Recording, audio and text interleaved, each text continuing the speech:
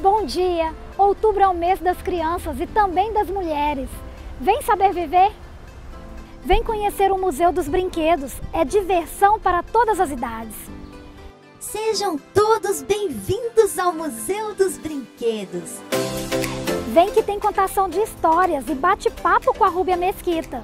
Ei, você de casa, tudo bem? Nossos colunistas têm sempre uma dica boa para você. Hoje vamos falar um pouquinho sobre clareamento dental. Elogios simples e sinceros são adequados a qualquer momento. E muita atenção com a saúde em mais um Outubro Rosa.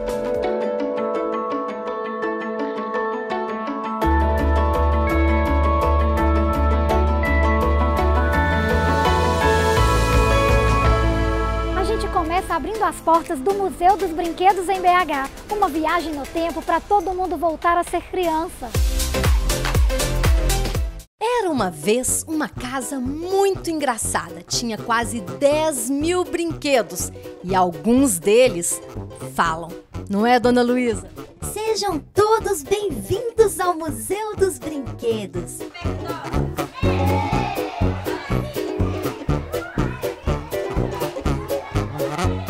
Paula, então foi a Dona Luísa de Azevedo Meyer que deu início ao museu.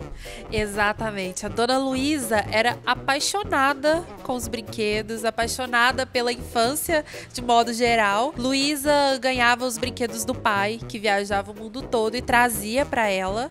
E a Luísa foi crescendo, a paixão pelos brinquedos só aumentando. Então ela se casou, teve 10 filhos e ensinou a mesma coisa para os 10 filhos. Cuidar dos brinquedos e amar os brinquedos. Reunir todo esse acervo e disponibilizar para as crianças de todas as idades era um sonho da Dona Luísa e se tornou um sonho da família também? Exatamente. A casa da Dona Luísa era visitada por todas as pessoas, por curiosas, né? Para ver um pouquinho do que ela tinha em casa. Só que aquele tanto de brinquedo, as pessoas convidavam para ir em shoppings, outras cidades, para levar esses brinquedos. E o sonho dela era ter um espaço para mostrar para todas as crianças, para todos os adultos, um pouquinho daquilo que ela mais gostava na vida.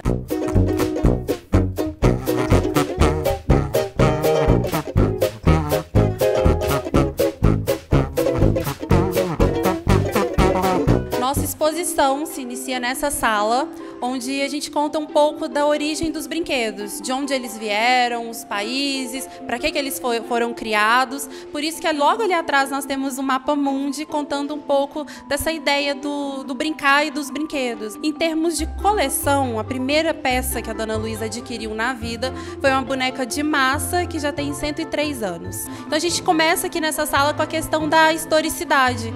Nós temos a peteca, que é um brinquedo que todo mundo conhece e é um brinquedo tipicamente brasileiro, criado pelos índios e é um brinquedo bem da nossa terra mesmo.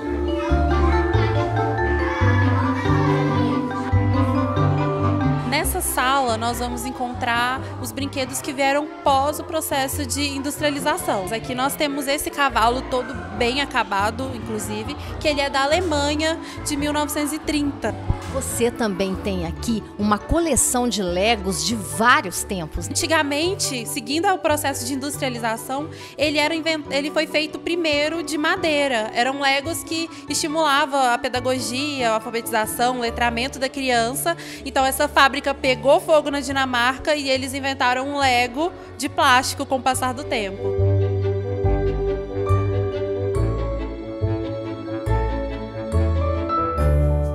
As crianças amam os robôs, tanto o Arthur como o Percival, como os menores também, que vieram na década de 80. Os adultos que viveram essa época chegam aqui, ficam emocionados e apaixonados. E além deles, a gente conta a história por trás, né? Os robôs, eles foram criados para serem como nós, seres humanos. Então os japoneses criaram e começaram a adaptar esses robôs para brincar. Então aqui nessa sala, além deles, a gente tem He-Man, Topo Gigio, tem o Fofão, que foi muito sucesso na década de 80 e 90 também. Cheio de histórias e mistérios. Muito, muito. Tinha época que eles falavam que o Fofão tinha uma faca dentro, né? E mentira? É mentira, é mito. Na verdade, o pescoço e e o corpinho, ele tem o formato de um punhalzinho, né? Um que dá o sustento ao outro. Então eles não tem nada de mais, não. O fofão é um fofo, gente. Quem vem aqui se emociona bastante. Eu tô me sentindo uma criança.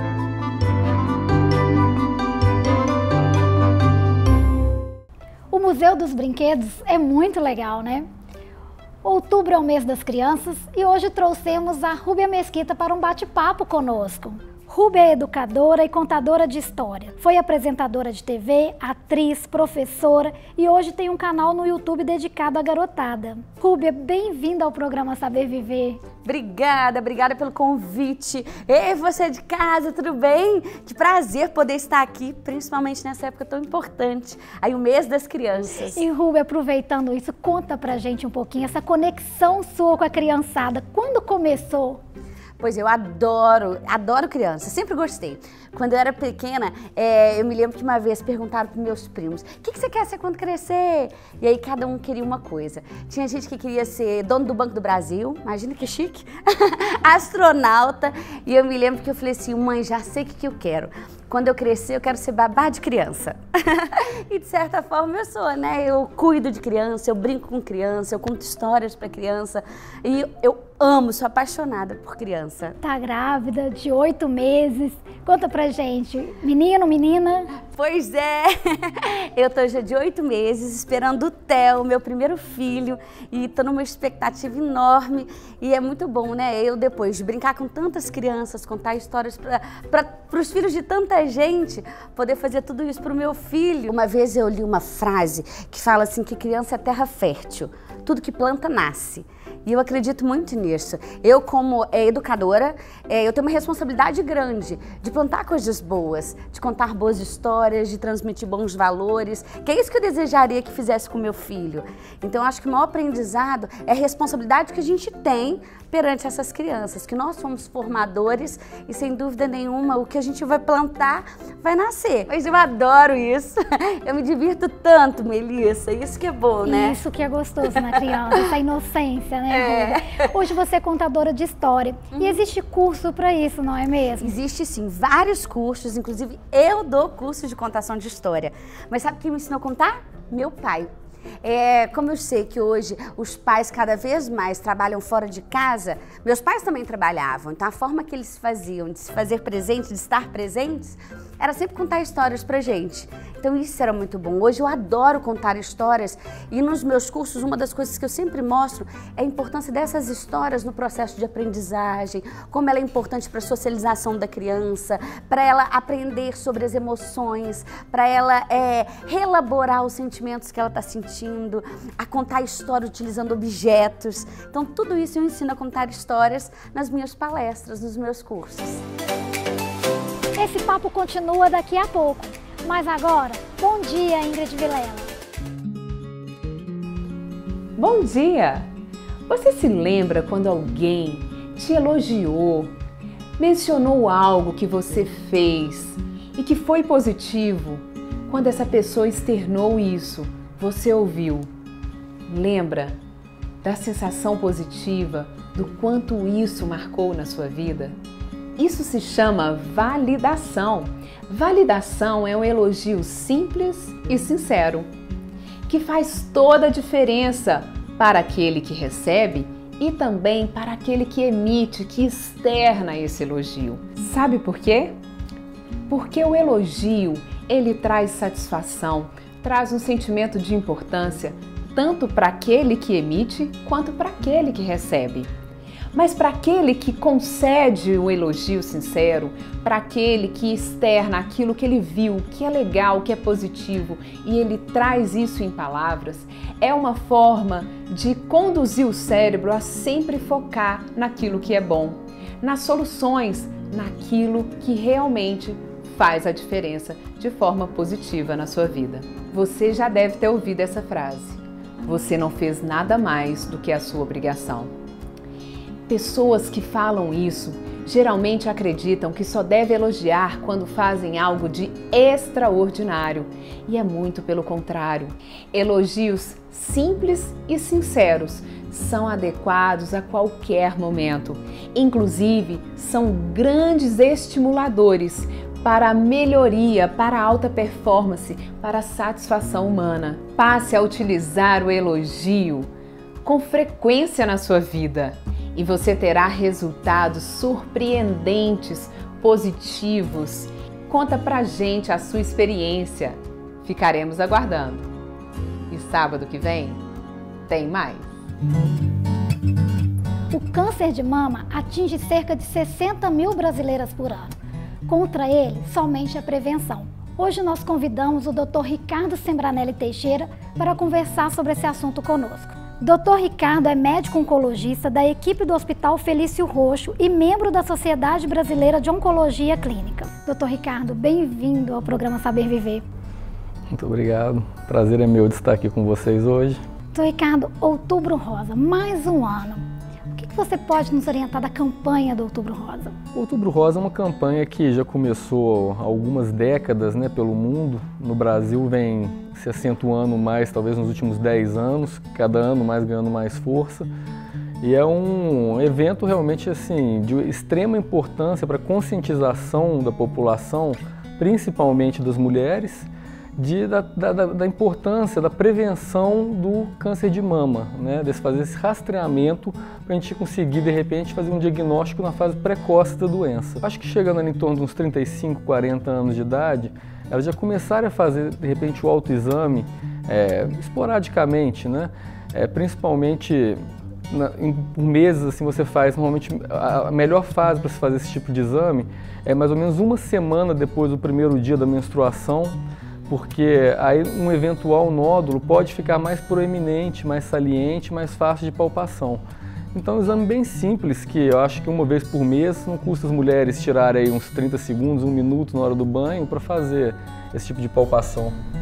O autoexame, quando você fala palpação, nós devemos palpar a mama? Sim, seria uma palpação das duas mamas, das axilas e também, sempre que possível, apertar um pouquinho a mama para observar o mamilo, se pode ser algum tipo de secreção anormal dali. Você falou que o certo, acima dos 35 anos, fazemos o autoexame. Então essa é a idade que se deve já começar a se preocupar. Essa idade, com relação ao autoexame, não é uma idade que é bem estabelecida na literatura, há uma certa controvérsia.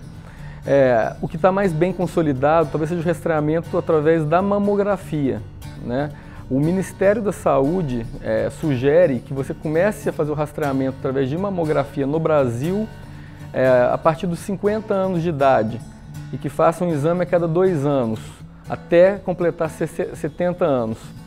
Mas, mesmo assim, ainda também há correntes divergentes nisso, principalmente no sistema privado, a gente percebe que o acesso é mais fácil ao exame, que se preconiza, às vezes, de começar a mamografia mesmo também em torno dos 35, 40 anos de idade, fazer uma primeira e depois você vai acompanhando anualmente aquilo. Ou, se necessário, muitas vezes dependendo do exame anterior. O resultado do exame anterior pode ditar, de repente, o melhor momento para você repetir esse exame. Uma pausa rapidíssima agora. Depois do intervalo, você vai ver as dicas para a saúde da mulher. O Outubro Rosa não para. Vamos continuar nossa visita ao Museu dos Brinquedos? O Museu dos Brinquedos também é o Museu das Brincadeiras.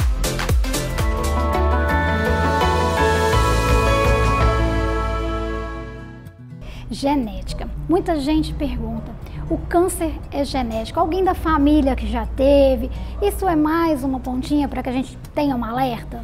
Olha, a gente percebe que existe sim um fator familiar. Se você tem parentes, principalmente de primeiro grau, que já tiveram a doença, é bom você sempre estar atento, porque o seu risco pode ser um pouco maior do que a da população de modo geral.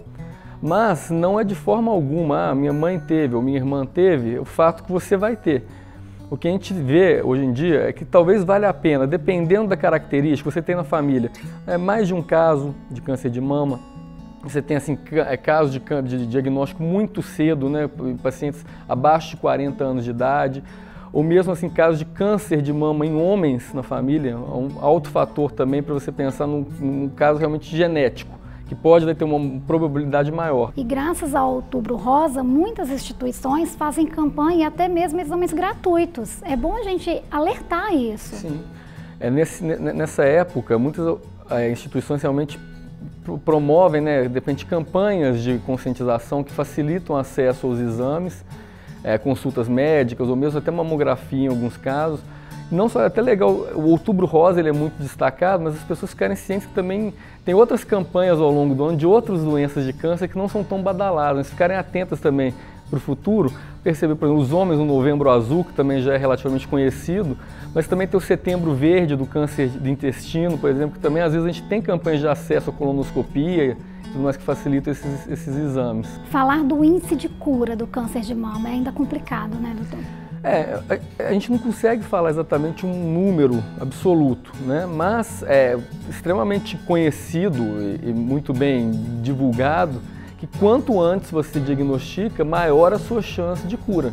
As pacientes que costumam ter uma doença ainda bem inicial, a chance de cura é de quase 100%, né, talvez. É bom ficar atento, as mulheres terem ciência que mesmo quando tratadas e tendo um bom resultado, elas têm que ter consciência de depois fazerem um acompanhamento, porque a doença em algum momento da vida pode acabar voltando, né? Mas quanto mais avançada a doença, menor a chance de você conseguir um resultado satisfatório do tratamento. Doutor Ricardo, muito obrigada, que outubro está aí e a campanha continua. Só para a gente ter consciência que quanto mais precoce esse diagnóstico, mais fácil vai ser a gente conseguir vencer essa doença. Então, assim, corre atrás, faz os exames, siga a orientação, faz o segmento com o seu médico, que assim, mesmo você tendo esse diagnóstico, não é nada de sentença de morte. A gente tem uma grande chance de curar. Então, vamos fazer tudo direitinho, né? Vamos correr atrás, que assim, a gente precisa de vencer realmente essa doença, né? Bom dia, Úrsula e Pedro, nossos dentistas de plantão. Você sabia que nós brasileiros somos um dos povos mais vaidosos do mundo?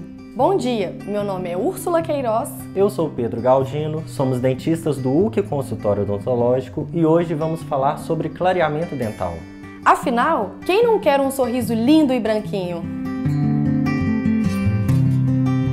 Olha pessoal, ter um sorriso bonito e saudável é de extrema importância para manter e elevar a autoestima. E o clareamento dental é um dos tratamentos mais procurados no consultório odontológico. E ele deve ser feito apenas por dentistas. Essas receitas caseiras de casca de banana, carvão, bicarbonato de sódio ou bochecho com limão não funcionam e podem apenas danificar a estrutura do dente. Atualmente temos 3 tipos de clareamento no mercado. O primeiro é o clareamento caseiro, onde confeccionamos uma plaquinha personalizada para cada paciente e ele segue o tratamento em casa segundo as recomendações do dentista. O segundo é o clareamento de consultório, onde podemos ou não utilizar um laser para potencializar aquele resultado do dente branco. E o terceiro é uma combinação desses 2 clareamentos, que é o ideal para o paciente. Assim podemos manter uma tonalidade mais branca por um tempo mais longo. Aí você me pergunta, clareamento enfraquece os dentes? Se for feito da forma correta com um profissional sério seguindo suas recomendações, pode ficar despreocupado. Não é mesmo, Úrsula? É isso mesmo, Pedro. E na próxima semana vamos falar sobre as lentes de contato dental, o sorriso dos famosos. Fiquem ligados e até lá!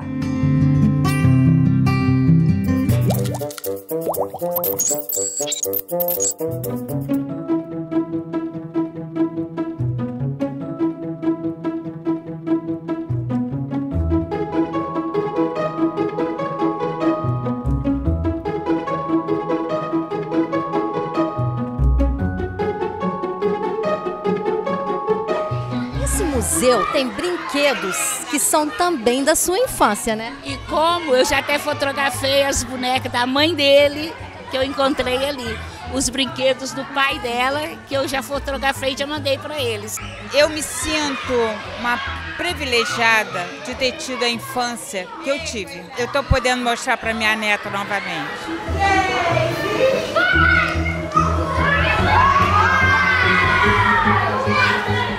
O Museu dos Brinquedos também é o Museu das Brincadeiras e elas acontecem aqui no pátio, do lado de fora. Só brincadeiras de antigamente.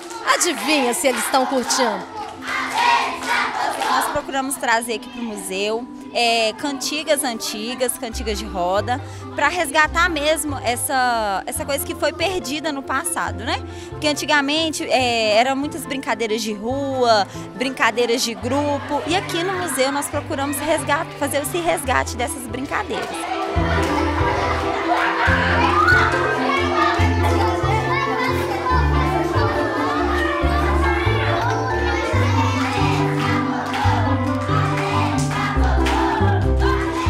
A gente brincou de peteca, bola. E tem jeito de brincar com o coleguinha, né? Sim. Quando você tá brincando no computador, você tá sozinho. E também você pode brincar e se divertir. O museu, ele cumpre com a função social dele, que é disseminar o lúdico e o patrimônio lúdico da criança. Então a gente consegue ver a paixão de quem vem visitar a gente pela primeira vez ou vem porque gostou muito e vem agora todas as vezes. As pessoas amam o museu, assim como a gente que está aqui há muito tempo ama também.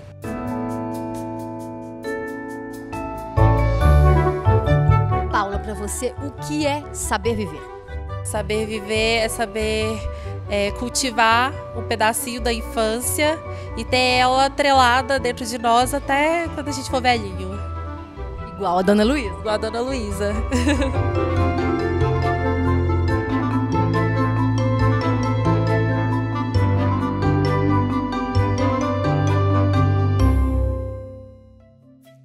Conta uma história então pra gente, Rúbia. Eu conto. Você gosta de ouvir história? Com certeza, todos nós gostamos. Quem não gosta, né?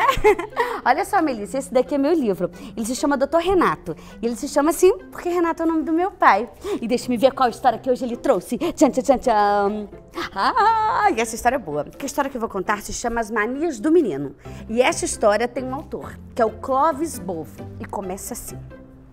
Era uma vez um menino muito birrento mesmo, daqueles que tudo que ele pedia pra mãe, se a mãe não dava, ele chorava, ele gritava, ele berrava, e o que a mãe fazia? Cedia. Até que um dia a mãe estava na cozinha e o menino então fez um pedido um tanto estranho.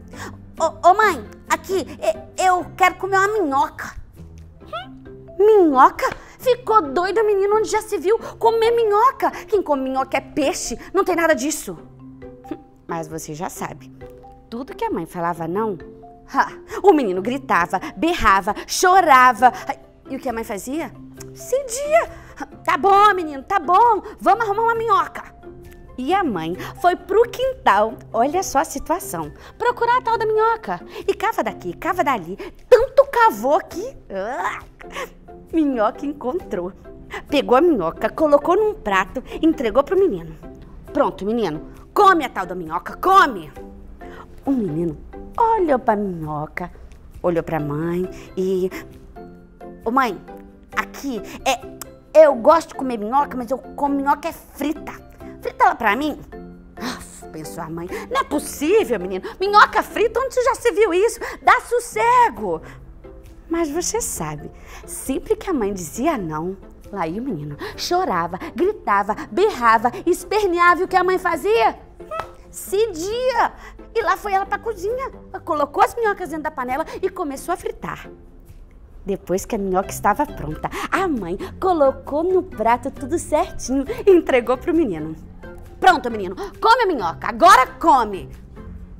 O menino olhou pra minhoca, olhou pra mãe. Ô mãe, experimenta primeiro. E sabe o que aconteceu, Melissa? Sabe o que aconteceu? Vou fazer o seguinte, não vou contar o final desta história, não. Eu vou deixar você acessar o meu canal do YouTube pra você conferir o final. Mas, ó, já adianto uma coisa, o final é surpreendente, viu? Falando nisso, eu tenho esse canal no YouTube que eu sempre posto histórias e brincadeira. Trava-língua, você é boa de trava-língua? Então vou fazer com você, Melissa. Ai. Vai, Melissa, ó, vou fazer um trava-língua e você de casa tenta repetir. É assim, chuchu roxo no tacho sujo. Tem que falar 3 vezes, ó. Chuchu roxo no tacho sujo, chuchu roxo no tacho sujo, chuchu roxo no tacho sujo. Será que eu consigo? Vai, Melissa, vai. Chuchu roxo no tacho sujo. Ih, já complicou. Vai, mais uma vez. Chuchu roxo no tacho sujo. Chuchu roxo no tacho sujo. Chuchu roxo no tacho sujo. Ai, gente, é muito difícil. Mas o legal da brincadeira é a gente se divertir, Melissa. Com certeza, não é? Rúbia. Falar em diversão. Daqui a pouquinho você vai estar na Pampulha. Pois é, no Via Shopping Pampulha. Agora 11 horas, tá quase na hora, né, gente? Quase na hora. Dá tempo de acabar o Saber Viver e correr pra lá ver Rúbia, gente. Pois é, e saber viver, Melissa, também é a gente poder brincar com as pessoas que a gente gosta. Levar mãe, pai, vô, tio, tia, todo mundo pra brincar junto, não é? Com certeza. Melhor que isso. Rúbia, eu quero falar um pouquinho. Gente, a Rúbia também, como escritora, esse livro aqui é o livro que ela acabou de escrever.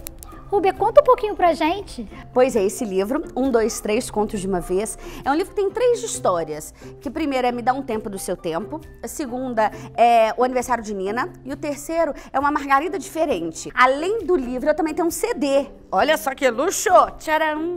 Eu tenho um CD de brincadeiras cantadas. São várias brincadeiras, músicas que meus pais me ensinaram, que meus pais cantaram pra mim, mas tem música do Paulinho Pedra Azul, do Sérgio Pererê. Nossa, tem tanta gente legal, a Denise Ursini, e tem muita música de domínio público. Rúbia, passa pra gente então os seus contatos pra show.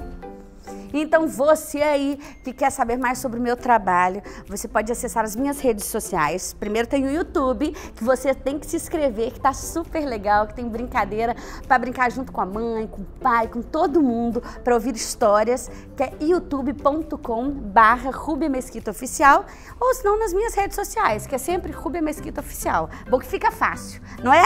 E você pode entrar em contato por lá mesmo, que a gente te responde e vou adorar poder brincar com você. Rúbia, eu queria te agradecer imensamente. Lembrando que Dia da Criança é todos os dias, não é mesmo, Rúbia? Nós estamos precisando de muita alegria. Muito obrigada mesmo, de coração, viu, querida? Obrigada, adorei estar aqui com você, Melissa, foi um prazer. E você vai treinando, tá? Chuchu roxo, não tá chuchu sujo. Beijo pra você de casa, eu espero você.